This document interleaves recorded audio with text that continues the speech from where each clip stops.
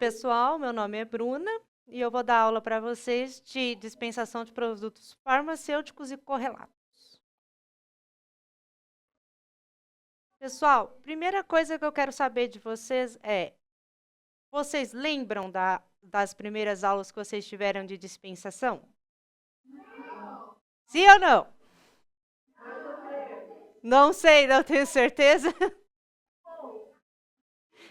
Então, porque eu tenho duas aulas para vocês. Ou eu posso retomar lá do início e revisar com vocês, ou eu posso continuar da onde o outro professor parou. Então, eu vou pegar bem do início com vocês, bem do básico da farmacologia, para vocês não terem nenhuma dúvida. Porque ela é um pouquinho mais complicada. Ok? A dispensação, ela vai desde, de fato, dispensar a medicação, que é entregar ao paciente, seja na farmácia do hospitalar, ou seja numa drogaria, seja etc., quanto numa farmácia de manipulação, né? Quanto estuda o que tem nos comprimidos. Vocês sabem o que tem num comprimido? Vocês lembram disso? De aulas passadas?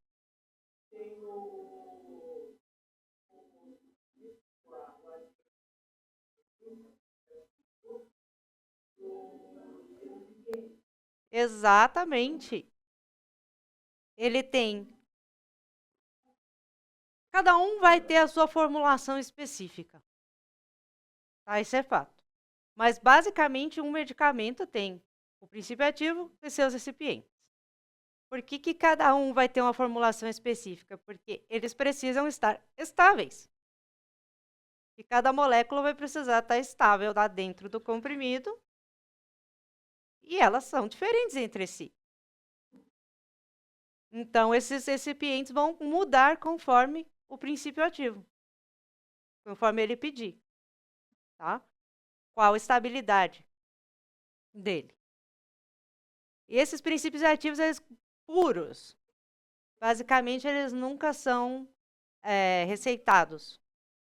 Eles têm que ter uma formulação, porque a formulação deles faz parte também, não só da estabilidade da molécula, mas da absorção do nosso corpo desse princípio ativo. Um princípio ativo puro, ele pode entrar dentro do seu corpo, vamos supor, via oral, tá? E eles vêm em forma normalmente de cristais, e eles são basicamente ácidos fracos, tá? A grande maioria deles. Mas imagine ter o estômago para digerir isso. Ele vai ter que passar para a digestão do estômago, o estômago não vai conseguir quebrar direito esses cristais, vai acabar indo parar no intestino, o intestino vai falar: o que é isso, meu Deus? Porque ele não digere coisas assim, sólidas, cristalizadas, duras assim, machuca a parede dele. Aí vai para a tua corrente sanguínea, o princípio ativo em maior quantidade do que deveria, porque o fígado não vai conseguir fazer a metabolização correta dele, vai virar assim um princípio ativo tóxico no teu corpo. Ele não vai agir como uma medicação, que tem um efeito terapêutico. Ele vai agir como um tóxico. Então, esses recipientes, eles estão aí também para ajudar o estômago a digerir, passar para o fígado metabolizar e o intestino também, para eles receberem e absorverem. Tá? Essa parte de metabolização, tudo isso vocês vão ver na farmacologia. Essa é a diferença também. Que é o metabolismo de primeira passagem, quando você toma um medicamento de via oral, e o que acontece com esse medicamento. Essa é a parte da farmacologia. Aqui, falando mais ou menos o que eu contei para vocês, é a função dos adjuvantes, tá? Que eles permitem solubilizar, suspender, espessar, conservar, emulsionar e modificar a dissolução. Porque cada princípio ativo vai precisar de um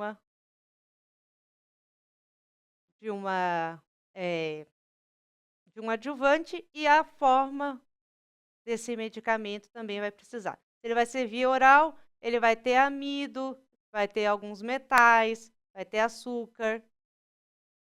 Se ele for uma suspensão, ele vai ter uma solução tampão, vai ter um estabilizante de molécula. Se ele precisar ser espessado, vai ter um espessante que geralmente é cera de abelha, e assim por diante. Então, cada medicamento, cada forma farmacêutica deles vai receber um tipo diferente de adjuvante. Aqui um exemplo. Ele melhora a compressibilidade. Tipo, eu coloco o princípio ativo em cristais, coloco amido, coloco açúcar, coloco outras coisas, coloco na maquininha para ela poder prensar. Entendem? E virar um comprimidinho. Aí, outra coisa, um xarope. Você, pelo amor de Deus, xarope, assim, eu, pessoalmente falando, já acho que com a característica organoléptica dele, que é sabor, uma coisa horrenda, tá? Aquele xarope sabor cereja, maravilhoso, você toma assim e fala, meu Deus, esse gosto vai sair quando da minha boca? Mas imagine sem. Então, eles colocam para não ficar aquele gosto ruim de medicação. Porque isso é atrativo para o paciente. Pensa só. Vou te dar dipirona líquida. Vocês sabem a dipirona, né? Qual que é a Novalgina? Não sei se vocês já tomaram Novalgina gotas. É uma delícia. Tem gosto de fim de relacionamento. Basicamente. É amargo. É horrível. Dorflex, então, não tentem. Então, porque existem essas coisas porque o paciente rejeita, e rejeita mesmo. Ninguém quer tomar isso.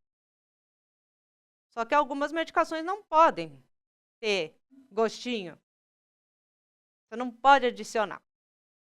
Tipo o caso da dipirona, o caso do Dorflex. Não tem como. Porque daí desestabiliza a molécula, entendeu? Aí o paciente tem que tomar assim mesmo. E é por isso que ele existe também na forma de comprimido, na forma injetável, vai depender como o paciente precisa usar. Mas se é uma criança, a criança, você não vai dar um comprimido de 500 mg de pirona para criança, de Novalgina para criança.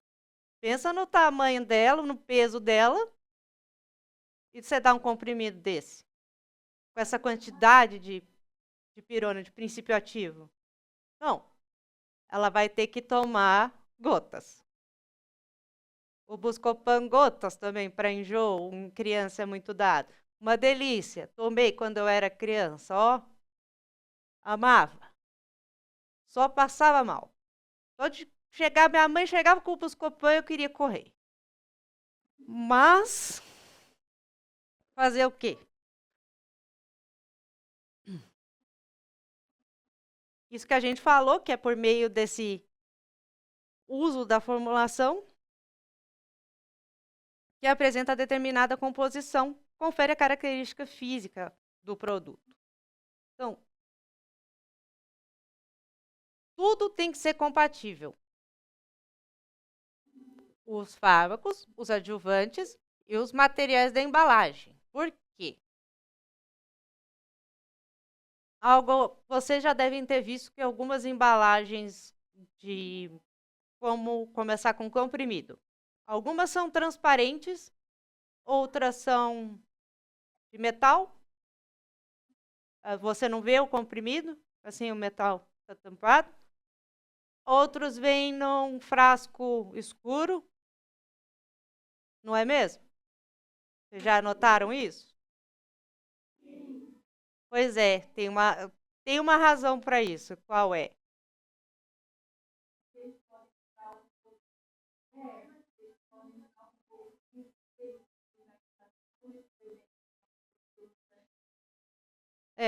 A luz é um fator muito importante.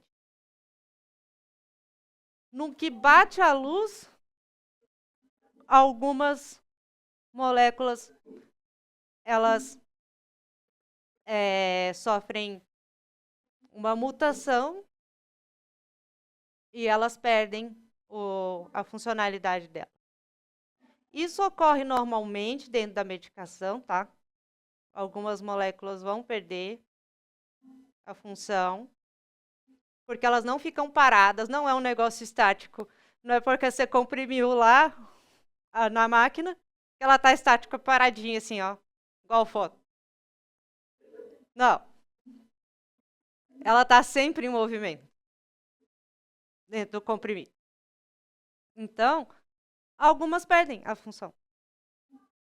Algumas desestabilizam, perdem a função. Outras ficam racêmicas. Racêmicas é ficar espelhada com a outra. Elas ficam... Uma está virada para um lado, aí ela fica racêmica, a outra vira para o outro. Entendeu? Isso acontece o tempo inteiro dentro de um medicamento. Só que não é um problema. Se ele estiver bem acondicionado, isso já é previsto para acontecer. Então, a medicação vai continuar tendo a sua funcionalidade terapêutica normal. Tá? Os blisters, os tubinhos, as caixinhas, tudo, tem que estar muito bem lacradas por causa de contaminação microbiológica, né? Ninguém quer tomar uma medicação que está aberta ali e tem um fungo crescendo lá. Não pode. Ou tem uma bactéria do nada. Então tem que estar tudo sempre bem fechado. Se vocês virem uma medicação que não está assim, que está com qualquer coisa quebrada, tudo, não comprem. E, melhor ainda, não dispensem essa medicação.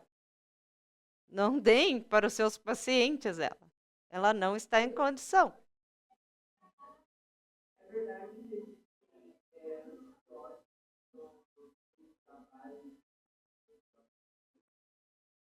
Feitos à base de?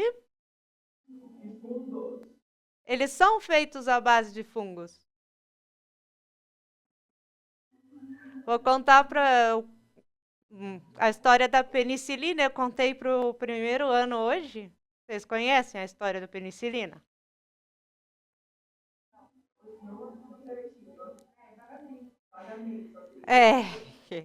A história da penicilina é o seguinte. Estava lá o pesquisador. Ele trabalhava com fungos na época. Ele tinha plaquinhas de Petri, vocês sabem o que são? São aquelas plaquinhas baixinhas de vidro. Você coloca agar nelas, que é basicamente uma goma, igual uma gelatina. E coloca ali para crescer o que você quer que cresça. Você faz isso com bactéria, você faz isso com fungo. Ele trabalhava com fungos. Isso foi em 1920, tá? E ele tentava deixar o melhor acondicionado possível dentro de um armário fechado, para não contaminar com outras coisas. Era isso que ele tinha na época, é o que tem, então é o que a gente vai fazer, né? Fechar esse armário, tentar lacrar as plaquinhas o melhor possível e esperar que elas não contaminem. Porque ele queria aqueles fungos separados, para estudar. Um belo dia, o estagiário, que era mesmo estagiário, mas na época chamado aprendiz, ele não fecha direito esse armário. Chega o pesquisador lá, chamava Alex, abre o armário e fala: meu Deus, porque o negócio tinha virado aquela zona. Tinha fungo em cima de fungo com bactéria, fungo com não sei o quê. Meu Deus, você estragou toda a minha pesquisa. Foi sem querer, né? Foi sem querer, óbvio. O armário acabou ficando um pouquinho aberto. Só que ao invés dele pegar aquilo tudo, tacar fora, porque a gente tem raiva quando isso acontece, principalmente quando a gente é pesquisador, a gente quer pegar aquilo, enforcar, tacar fora.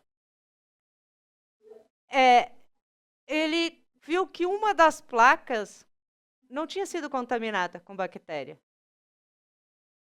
E ele achou isso estranho, interessante. Aí ele continuou fazendo esse teste. Refez e nunca contaminava com bactéria. Aí esse fungo era o penicillium. E é daí que ele surge a penicilina.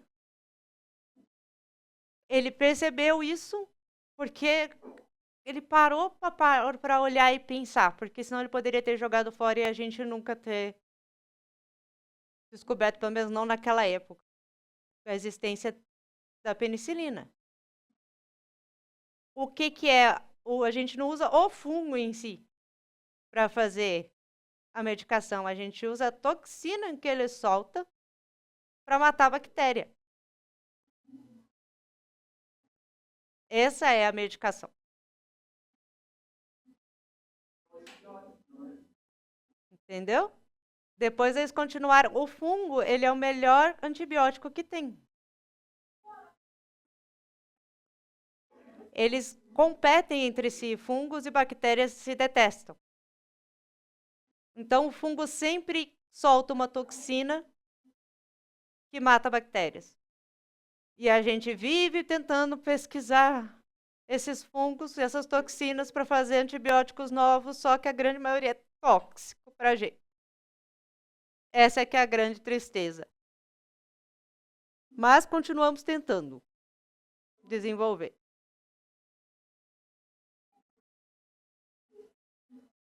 Mais alguma pergunta?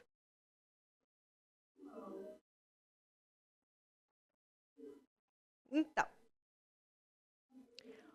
os componentes ativos devem ser liberados a partir da forma farmacêutica em quantidades apropriadas, de maneira a proporcionar o início e a duração de ação desejados. Isso está bem em conta com a farmacologia que vocês vão ver, tá?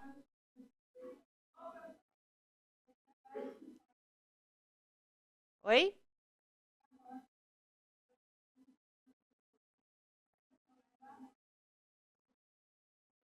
Então,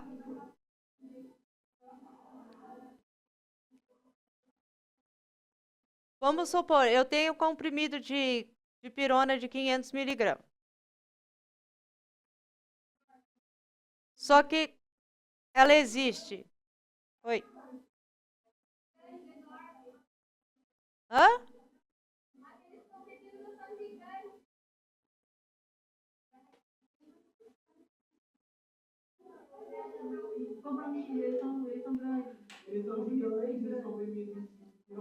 Eles são enormes. Eles são gigantescos. Eu já engasguei com eles. Eles são assim por causa dos recipientes.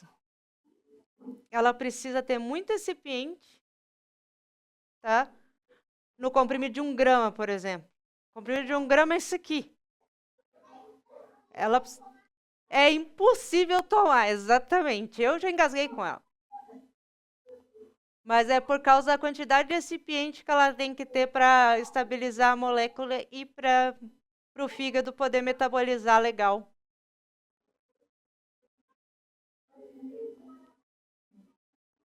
Então, tem muita gente daí pensa num idoso tentando tomar isso. Se vocês não conseguem, eu não consigo direito, o idoso vai tomar isso. Ele não toma, normalmente ele vai tomar a líquida, que é aquela delícia. Com gostinho de fim de relacionamento. Exatamente. Acabei de tomar uma dipirona agora. Uma dipirona ao comprimido. Eu estava acabando de mostrar para eles um pouco antes. É quase meia garrafa para descer. Sim, ele tem esse problema mesmo. A quantidade de recipiente e a forma como ele é comprimido muitas vezes não ajuda. Algumas vezes ele até vem redondinho nas pontas, né? Ele vem compridinho, mas arredondado. Algumas vezes ele vem ainda quadrado. Nos pontinhos assim, aí você fala, como eu tomo isso? Meu Deus. Isso é por causa de quantidade de recipientes que ele tem que ter para o metabolismo. E essa é a importância de vocês saberem dispensar a medicação de forma correta. Vocês não vão dar para um idoso essa dipirona de 1 grama, né? Vocês vão ter que fazer uma solução de 1 grama para ele. Então, essas coisas que vocês têm que pensar enquanto técnicos em farmácia, não sei se possíveis farmacêuticos no futuro, espero que sim, ou biomédicos como eu sou biomédica, não sou farmacêutica. Eu fiz mestrado em farmacologia, então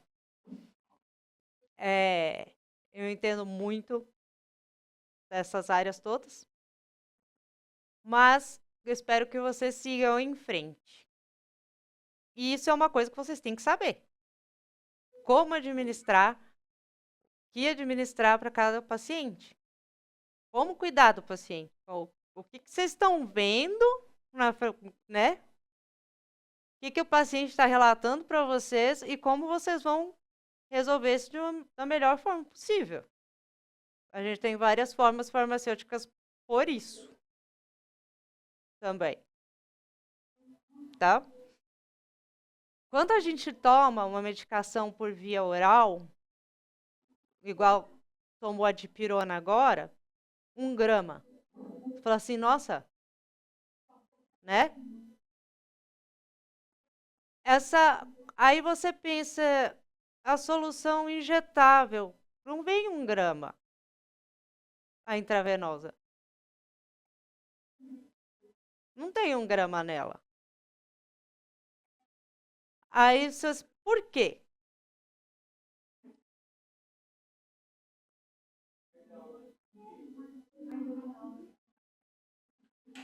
Pensa na dipirona 1 grama. A quantidade de princípio ativo é 1 grama.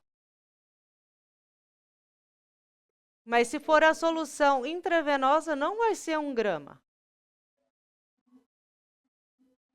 Para ter o mesmo efeito de 1 grama, você vai precisar de mais ou menos 300 miligramas. Por quê?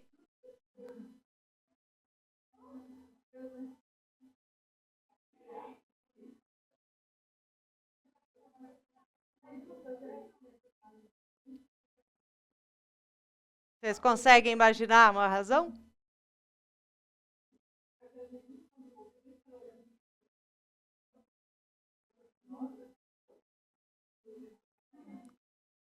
Não?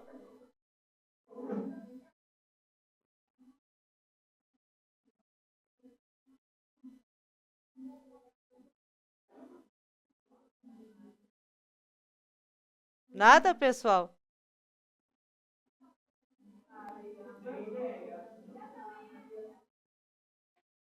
É que é o seguinte, quando você toma ela por via oral, vai passar por um monte de lugar, certo?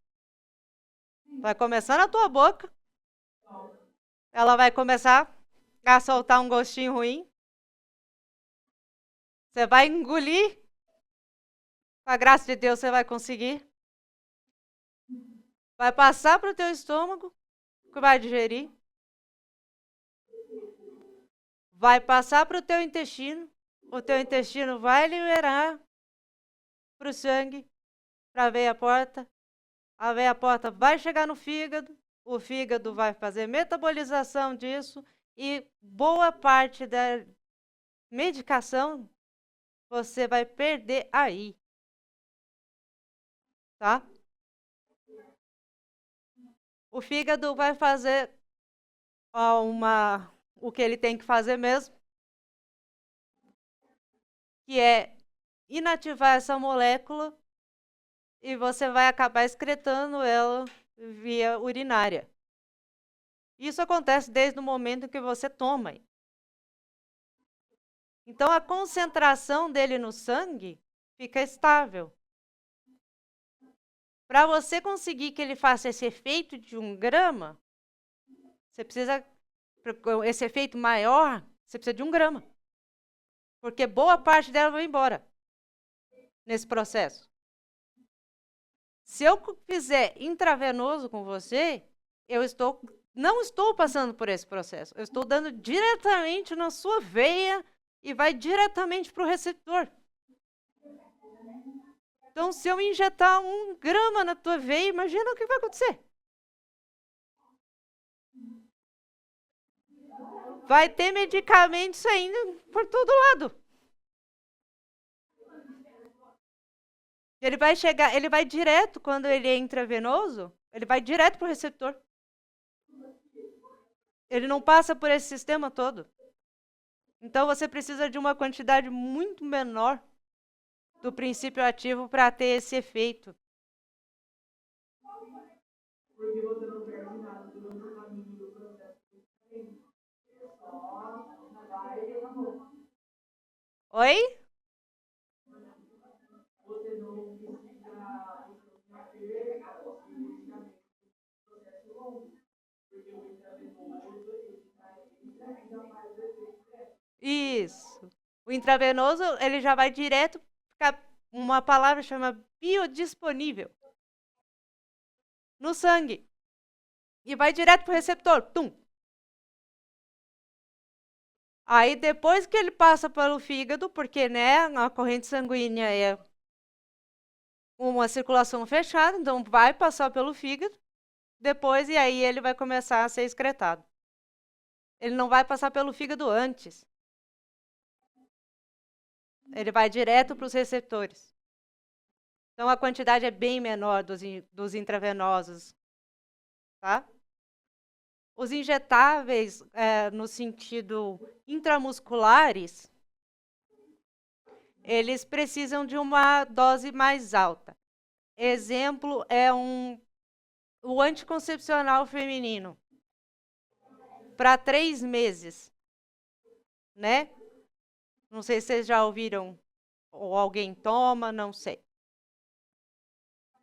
É o mesmo composto, mesmos princípios ativos, gestodeno e etinilestradiol, tá? Só que ele vai ser uma solução oleosa, que dói pra caramba quando é injetada no músculo, e ela vai ficar ali soltando, de pouco em pouco, de períodos em períodos, essa medicação, conforme o músculo, conforme ele for entrando pela corrente sanguínea no músculo. É por isso que ele é assim também. Você não pode injetar numa mulher intravenoso uma quantidade de hormônio. Porque ele não vai funcionar como anticoncepcional, ele vai destruir o corpo da pessoa. Vai desbalancear todos os hormônios.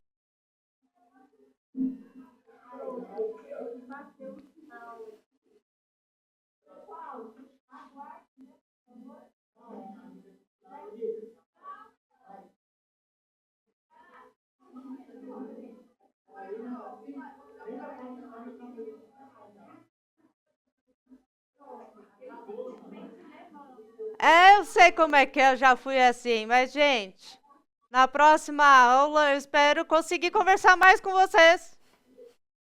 Oi, professora, que a gente perde o tempo do ET. A gente não, né? Os outros alunos, né? A gente perde bastante aula.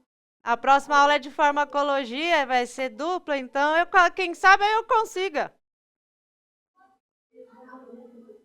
É só a perda do.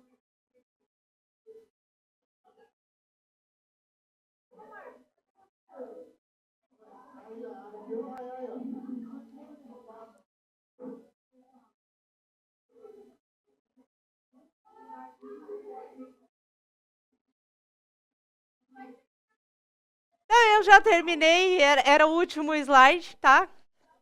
Mas, tchau, então, para vocês. E até sexta-feira que vai ser aula de farmacologia.